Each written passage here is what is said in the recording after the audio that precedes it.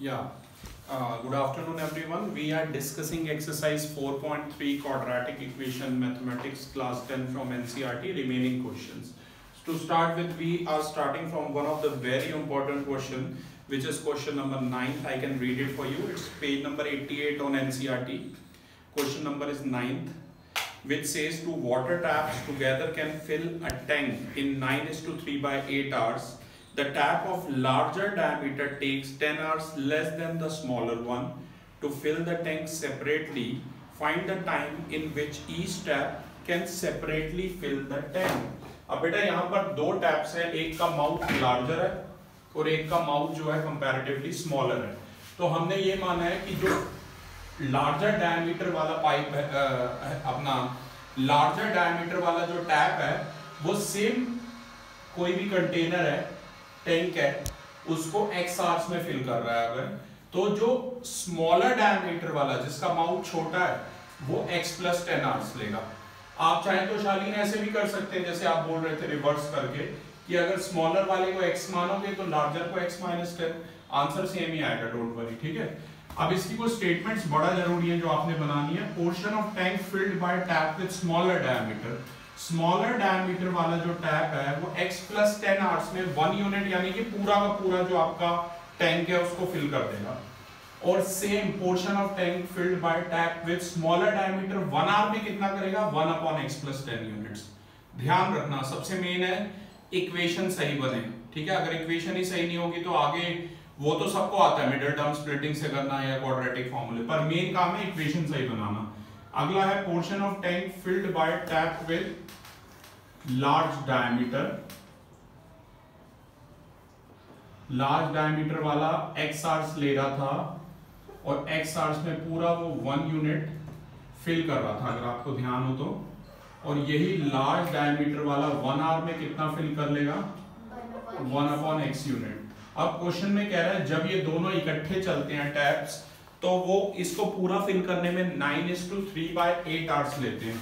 मतलब दोनों टैप जब इकट्ठे चलेंगे तो अकॉर्डिंग टू क्वेश्चन 9:3/8 और ये दोनों इकट्ठे, आपकी मर्जी है पहले 1/x + 10 लिखो या 1/x लिखो, उससे फर्क नहीं पड़ रहा. ये इक्वेशन होगी मेन कि दोनों टैप जब इकट्ठे चलेंगे तो 1/x + 1 आवर में 1 आवर इंटू में 9:3/8 आवर्स वो ले रहे हैं तो वो करके पूरा 1 यूनिट टैंक जो आपका फिल हो जाएगा. थोड़ा सा डिफरेंट क्वेश्चन है, मैं पहले कह रहा हूँ. क्वाड्रेटिक प्रॉब्लम्स की वर्ड प्रॉब्लम्स और लीनियर की वर्ड प्रॉब्लम हमेशा से ही मुश्किल रही है. बच्चे कई बार जब फुल होता था सारे चैप्टर आते थे लास्ट ईयर तक, तब ये डिसाइड ही नहीं कर पाते थे यार कि ये लीनियर का है या क्वाड्रेटिक का है. ठीक है. तो उसका बड़ा बिगेस्ट सा हिंट है, अगर x और y मानोगे वो लीनियर होगा, पर y को जैसे कई बच्चे इसे y लेके भी कर सकते हैं, पर y की जगह फिर x + 10 रखना होता है. एनीवेज इक्वेशन हमारे पास है, ये आ गया 75/8 इनटू, इसका एलसीएम ले लेता हूं. एलसीएम आ गया x + 10 और यहां पर ये आएगा. मैं चाहूंगा आप मेरे साथ साथ सॉल्व करें बेटा. x + x ये 2x + 10 और ये आ जाएगा x² + 10x. ये 75/8 राइट साइड पे जाके हो जाएगा 8/75. पर हमारा मेन काम है इक्वेशन को लोएस्ट टर्म में कन्वर्ट करना, तो उसके लिए मैंने 2 कॉमन ले लिया. तो ये कुछ ऐसे आ गया. अब ये 2 1 दा 2 4 दा और क्रॉस मल्टीप्लाई करो, ये आ जाएगा 75x + 75 5 दा 375 = 4x² + 40x. ये शालीन MTS से करना थोड़ा मुश्किल होगा तो हम कोशिश करेंगे कि 40 - 75 - 35x - b75. वैसे भी आपको पता है d निकाल के देखना है. अगर d फ्रैक्शन में आता है, मतलब >0 नहीं आता है, तो रियल रूट्स कब पॉसिबल होते हैं, MTS कब चलता है, जब d = 0 हो या d परफेक्ट स्क्वायर हो. ठीक है. ध्यान रखना. एनीवेज एक बार क्वाड्रेटिक फार्मूला भी हमारा रिवाइज हो जाएगा. आप सभी को पता है कि इस इक्वेशन को इस ऑर्डर में लिखना है. कैपिटल D का फार्मूला आपको ध्यान ही, आप लोगों को शालीन कैलकुलेशंस करना. b² - 4ac. b है -35 का होल स्क्वायर 35 का होल स्क्वायर 1225 प्लस 16 इंटू 375 करिए, क्रॉस चेक करते रहना। सर क्या करना है? 16 इंटू 375 कीजिए पड़ा 6000, तो ये आ जाएगा 7225। इसका आ जाता वैसे शाली 85 इंटू 85 करो, लॉन्ग डिवीजन से इसका रूट निकाल लेना, 85 आएगा। आई होप सभी को आता है वो लॉन्ग डिवीजन से, ठीक है। अब इसके बाद बेटा आपको पता ही अल्फा बीटा करके हम कराते हैं, alpha is minus b plus root, आप चाहो तो शालीन डायरेक्टली माइनस एक्स का minus b plus minus root D by 2a लगा सकते हो। Okay, alpha is in place of b you can write down minus 35 plus root d, in place of root d you can write down 85 and 2 into a की जगह आप 4 लिख सकते हैं। ध्यान दीजिए शमित, आप प्लीज सारा फोकस यहाँ रखिए।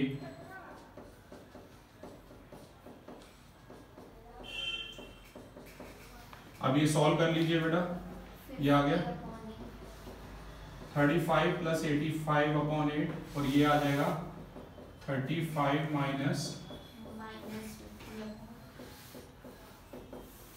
ये आ गया 120 अपॉन 8, 15 आ जाएगा बेटा। 15 8 द 120, ये देखो यानी कि -25/4 आ जाएगा, राइट। तो नेगेटिव में तो टाइम हो नहीं सकता, तो इसे नेग्लेक्ट कर दीजिए। तो यानी कि हमने x माना था तो 15 आवर्स आ गया। तो शालीन जो टैप विद लार्जर डायमीटर है वो 15 आवर्स ले रहा है, और टैप विद स्मॉलर डायमीटर कितने लेगा? आंसर चेक कर लीजिए। टैप विद लार्जर डायमीटर जो है वो 15 आवर्स ले रहा है, और tap with smaller diameter x + 10 ले रहा था, अगर आपको ध्यान हो तो 15 + 10 यानी कि 25 आवर्स लेगा। क्लास बहुत इंपॉर्टेंट क्वेश्चन है, और सबसे मेन है ये इक्वेशन ऐसे बनाना, तो बड़े अच्छे से करना है question, right. Okay, next question we have is question number 10th question मैं कर रहा हूं। An express train takes 1 hour less than a passenger train to travel 132 km between Mysore and Bangalore without taking into consideration the time they stop at intermediate stations. If the average speed of the express train is 11 km per hour, more than that of the passenger train, find the average speed of the two trains. दो train है, एक express है और एक passenger है। Express होती है तेज गति से चलने वाली, राजधानी जैसे हो गई, और पैसेंजर होती है जो लोकल होती है, जैसे फरीदाबाद टू दिल्ली वाली, ठीक है, वो धीरे चलती हैं। Okay, an express train takes 1 hour less than a passenger train. Express train जो है 1 घंटा कम समय लेती है, ठीक है, मैसूर से बेंगलोर जाने में। एवरेज स्पीड सबसे पहले हम लेट कर लेंगे Shaleen, let the average speed of passenger train. Yes, passenger जो ट्रेन है उसकी स्पीड हमने मानी है x किलोमीटर पर आवर। तो जो एक्सप्रेस ट्रेन होगी उसकी स्पीड कितनी होगी? x + 11, क्योंकि वो 11 किलोमीटर प्रति घंटा तेज रफ्तार से चल रही है हमारी एक्सप्रेस ट्रेन। अब टोटल डिस्टेंस जो कवर अप करना है मैसूर से बेंगलोर 132 किलोमीटर, लगभग यहाँ से आगरा जैसे फरीदाबाद से इतना होगा, थोड़ा ज्यादा होगा इससे। एनीवेज डिस्टेंस कितना है? 132। स्टेटमेंट बनाना बहुत जरूरी है। अगर आप स्टेटमेंट नहीं बना रहे, सीधा इक्वेशन लिख रहे हैं, तो मार्क्स नहीं मिलेंगे आपको। 1 या 1.5 मार्क्स आपका कट जाएगा। ध्यान दीजिए समझ यहाँ पर।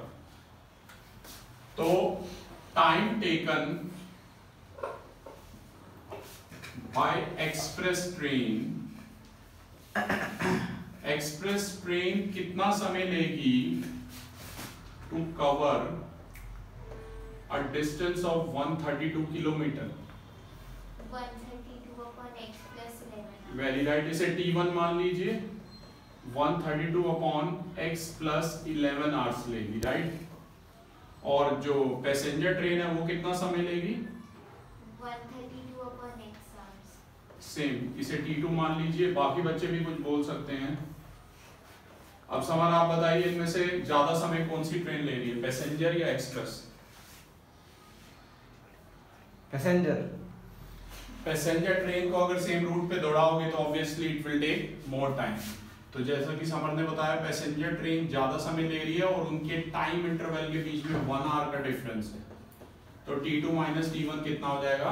1 आवर हो जाएगा, राइट। तो T2 की जगह बेटा 132/x, साथ साथ करते रहिए मेरे, 132 कॉमन ले लीजिए, ये आ जाएगा 1/x minus 1/x plus 11। LCM ले लीजिए, ये आ जाएगा x प्लस 11 माइनस x से x cancel. Okay Shaleen, 132 into 11 is 1452। Check कीजिए। ओके क्रॉस मल्टीप्लाई कर दीजिए, एमटीएस से करते हैं बेटा। क्वाड्रेटिक इक्वेशन है x square plus 11x minus 1452 equal to 0। दो ऐसे नंबर जिनकी मल्टीप्लाई करें तो माइनस 1452 आए और जिन्हें ऐड करें तो 11 आए। कर भाई 44 into 33 44 and 33, right, plus 43 plus 44 and minus 33। Direct कर रहा हूँ शालीन, x स्क्वायर का कोएफिशिएंट 1 है, you know that, x plus 44 और x माइनस, पर ये तुक्का तभी लगता है, ये ट्रिक तभी लगती है जब x स्क्वायर का कोएफिशिएंट 1 हो। -1 भी होगा तो ये ट्रिक काम नहीं करेगी। ओके तो ध्यान रखना। तो इधर x प्लस 44 इक्वल टू 0 और x माइनस 33 इक्वल टू 0। तो 33 किलोमीटर पर आवर जो है, जो कि कोई ज्यादा एवरेज स्पीड नहीं है, और ये इसे नेग्लेक्ट कर देंगे, ठीक है। तो जो हमारी एवरेज स्पीड है ट्रेन की, पैसेंजर ट्रेन की, वो आ गई है 33 किलोमीटर पर आवर, और जो आपकी एक्सप्रेस ट्रेन है उसकी स्पीड कितनी आ गई है? 33 प्लस 11 44 किलोमीटर पर आवर। और ये किसकी आ गई है? ये पैसेंजर ट्रेन की स्पीड आ गई है, ठीक है। अब राजधानी वैसे 110 120 में टच कर लेती है, ये ध्यान रखना, ठीक है।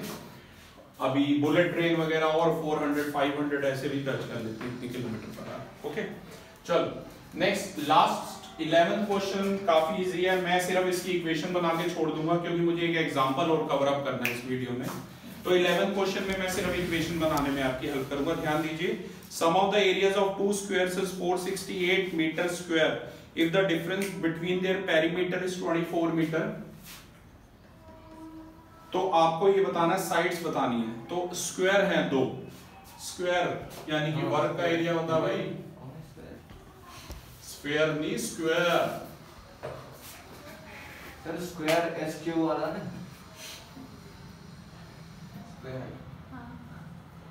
Yes summer, yes side into side होता है स्क्वायर का एरिया। 10th क्लास में आप पढ़ रहे हैं समर, पता है मुझे। स्क्वायर का जो एरिया वो x स्क्वायर यूनिट्स होगा शालीन, और जो ये पहले वाले स्क्वायर का है, और जो दूसरा स्क्वायर है उसका हो जाएगा y स्क्वायर। ये हमने लेट कर लिया। अब मैं ये मान के चल रहा हूँ x जो है y से बड़ा है, ठीक है। अगर x y से बड़ा है तो बेटा x स्क्वायर जो है वो y स्क्वायर से बड़ा होगा। अब पहली इक्वेशन बनाओ भाई, आप बनाओ, ट्राई करो। Sum of the areas of the squares, two square is 468। दो जो स्क्वायर है उनके एरिया का सम, बोलो बेटा शालीन आप ही बोलो। x square plus y square is equal to 468। 468, very right, ठीक है। और दूसरा बोला है दोनों के पेरीमीटर का डिफरेंस, वो कितना दिया हुआ है? 24। हाँ yes। तो पेरीमीटर बताओ भाई, स्क्वायर का perimeter 4 into side, very right. तो 4x ग्रेटर देन 4y होगा, कहने की बात है। 4x माइनस 4y कितना दिया हुआ है? 24 मीटर। यहाँ से बेटा 4 कॉमन ले लो, x माइनस y आ जाएगा 24 मीटर, x माइनस y आ जाएगा 24/4 यानी कि 6 मीटर, और x आ जाएगा 6 प्लस y। ये इक्वेशन नंबर 2 हो जाएगी शादी। इसके बाद क्या करना है? 1 और 2 को कंपेयर करना है बेटा आपने। x की जगह लिखोगे 6 प्लस y का होल स्क्वायर, y स्क्वायर की जगह y स्क्वायर, 468 की जगह ये a प्लस b का होल स्क्वायर है, a square plus b square, zoom in करना अच्छे से, a square plus b square plus 2ab यानी कि 12y plus y square equal to 468, तो ये हो जाएगा 2y square plus 12y minus करो 432, देख लो Yes, sir. 2 से डिवाइड कर दो दोनों तरफ, 216, y square plus 6y minus 216 equal to 0। बोलो भाई, दो नंबर है, मल्टीप्लाई पे माइनस 216, ऐड पे 18 12 करो, 18 इंटू 12 करो। Yes sir. Yes sir. 18 into 12, y square का कॉफिशिएंट जो पॉजिटिव है तो साइन लगाओ, प्लस 18 और minus 12, Y plus 18, Y minus 12. y minus 12 equal to 0। इधर y प्लस 18 इक्वल टू 0, तो y आ जाएगा माइनस 18 Plus और यहाँ से आ जाएगा प्लस 12। माइनस को नेग्लेक्ट कर दो क्योंकि साइड कभी भी नेगेटिव में नहीं हो सकती, तो y आ गया प्लस 12 और x क्या था बेटा, 6 प्लस y था, यानी कि 6 प्लस 12 कितना आ गया, 18 यूनिट्स आ गया। ठीक है, तो पहला वाला जो स्क्वायर है उसकी साइड 18 यूनिट और जो दूसरा वाला स्क्वायर है उसकी साइड 12 यूनिट आ गई। बस इसके बाद एक बड़ा इंपॉर्टेंट क्वेश्चन है, एग्जांपल है वो, लीनियर की वर्ड प्रॉब्लम शायद लास्ट एमटीपी 1 में आई नहीं थी अगर आपको ध्यान हो तो, पर इसकी आ रही है। Example number 15 page number 87 says a motorboat whose speed is 18 km/h in still water takes 1 hour more to go 24 km upstream than to return downstream to the same spot. Find the speed of the stream. Upstream यानी कि पानी की speed, धारा का प्रवाह, पानी की speed. Upstream का मतलब है पानी के अगेंस्ट तैरना, राइट, और डाउनस्ट्रीम का मतलब है पानी जिस दिशा में फ्लो हो रहा है, जिस डायरेक्शन में फ्लो हो रहा है उसके साथ तैरना। कौन सा आसान होगा? पानी के साथ स्विम करना, पर वो तुम्हें बहा के भी बहुत आगे ले जा सकता है, तो अगर अच्छे स्विमर हो तभी नदी में, नहर में कूदना, ये ध्यान रखना, और नहीं हो तो दूर से ही देखना। ठीक है, ध्यान रखना ये चीज, ये बड़ी इंपॉर्टेंट है। शालीन, इसमें कुछ चीजें कॉमन होती हैं, जैसे कि यहाँ पर बोट की बात हो रही है, 2-4 लाइन तो इसकी हमेशा कॉमन ही होगी। Let the speed of boat in still water. Still water मतलब रुके हुए पानी में जो बोट की स्पीड है वो आपने माननी है हमेशा x किलोमीटर, उल्टा मत करना वरना आगे इक्वेशन गड़बड़ होगी। ठीक है, और स्पीड ऑफ स्ट्रीम, बच्चों को ये समझ नहीं आता, स्ट्रीम पानी की स्पीड, ठीक है, वो हमने मानी है y km/h। तो इसके बाद स्पीड अपस्ट्रीम, पानी के अगेंस्ट तैरना, मतलब बोट जो है पानी जिस डायरेक्शन में फ्लो हो रहा है उसके अगेंस्ट जा रही है, यानी कि स्पीड अपस्ट्रीम हो जाएगी x माइनस y km/h। ठीक है, और स्पीड डाउनस्ट्रीम, डाउनस्ट्रीम का मतलब है पानी जिस दिशा में फ्लो हो रहा है उसके साथ तैरना, x प्लस y। बेटा सबसे मेन है इक्वेशन बनाना, सॉल्व तो मैंने कहा ना सब हो जाती हैं, ठीक है, पर मेन इक्वेशन बनाना। अब यहां पर ये दिया हुआ है कि भाई 24 किलोमीटर अपस्ट्रीम जाने में, पर यहां पर शालीन उसकी स्पीड दे रखी है मोटर बोट की, कितनी है, 18 किलोमीटर, मतलब y दिया हुआ है। ये मैंने थोड़ा लीनियर के हिसाब से कर लिया था, पर क्योंकि क्वाड्रेटिक है, सिंगल x में इक्वेशन आएगी, तो ये कितनी हो जाएगी, ये हो जाएगी x, अच्छा सॉरी, मोटर बोट की स्पीड थी तो x दे रखी है, ये दे रखी है, मैंने थोड़ा एग्जांपल से डिफरेंट कर दिया शालीन। मेरी जो इक्वेशन बनेगी ना वो उसमें बनेगी, हाँ क्या कहते हैं, y में बनेगी, ठीक है ना, तो कंफ्यूज मत होना, वहां पर उन्होंने x में बना रखी है। तो ध्यान रखिए, स्पीड अपस्ट्रीम, बोट की स्पीड माइनस पानी की स्पीड हो जाएगी 18 माइनस y, और डाउनस्ट्रीम बोट की स्पीड प्लस पानी की स्पीड हो जाएगी 18 प्लस y। 24 किलोमीटर अब तुम्हें भाई तैर के जाना है। अब ये बताओ कितना समय लगेगा, time taken in covering, time taken in covering 24 kilometre upstream. 24 kilometre upstream जाने में कितना समय लगेगा, बोलो। टाइम होता है डिस्टेंस अपॉन स्पीड, बोलो भाई, वीडियो का टाइम बढ़ रहा है, जल्दी बोलो। Distance upon speed is equal to 24/18 minus x। Very right, minus y, वहां से देख के मत बोलो, मैंने पहले ही बोल दिया था, क्योंकि मैंने यहाँ पर उसको y लिया हुआ, ध्यान दो, ठीक है ना। बुक में उन्होंने बेटा क्या किया है, उन्होंने स्पीड ऑफ स्ट्रीम को x ले रखा है, इस वजह से वहां पर x में आ रही, हमने स्पीड ऑफ स्ट्रीम को y ले रखा है, ठीक है। तो बार बार मैं कहता हूँ रटो मत चीजों को, बेसिक समझो। और यही डाउनस्ट्रीम जाने में कितना समय लगेगा? 24/18 + y। 18 + y। कौन ज्यादा समय ले रहा है? सर ऊपर वाला। अपस्ट्रीम जाने मुश्किल होता है क्योंकि तो उसमें ज्यादा समय लगेगा, ठीक है। तो यानी कि आपके हिसाब से, और शालीन डिफरेंस पढ़ लो कितने का है? 1 आवर का, राइट। देख लो 1 आवर का डिफरेंस है, ठीक है। तो T1 - T2 कितना होगा बेटा? 1 आवर होगा। T1 की जगह क्या आ जाएगा? 24/18 - y। और इसकी शालीन एक और ट्रिक भी होती है मेरे पास, अगर तुम ऐसे ना पता लगा पाओ ना कौन ज्यादा समय लेगा, जब भी नेगेटिव का केस है तो y को 18 से लेस कोई भी नंबर पुट कर लो, जैसे 1 पुट कर लो, तो ये आएगा 24/18 - 1 17 आएगा, और ये 18 + 1 19 आएगा।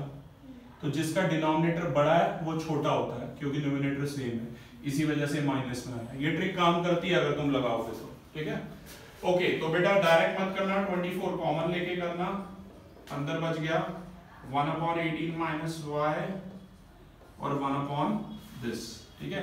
एलसीएम आएगा 18 - y × 18 + y, यहां आ जाएगा 18 + y माइनस ब्रैकेट में अंदर के दोनों साइन चेंज हो जाएंगे, 18 से 18 काट दो, ये 24 × 2y और नीचे a + b a - b 324 - y² लग रहा है इक्वल टू है 1। क्रॉस मल्टीप्लाई कर दो, 324 - y² इक्वल टू है 48y। इसे तो यही रहने दो, y² को हाँ भाई बोलो, मल्टीप्लाई पे -324 और एडिशन पे 48, 54 6 दा,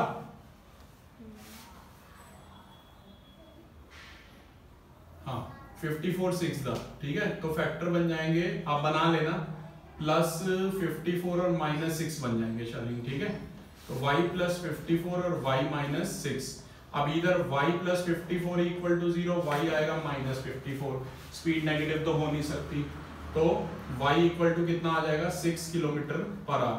उन्होंने हमसे यही पूछा था कि पानी की स्पीड अर्थात धारा का प्रवाह जो है उसकी स्पीड कितनी है, तो आंसर है 6 km/h।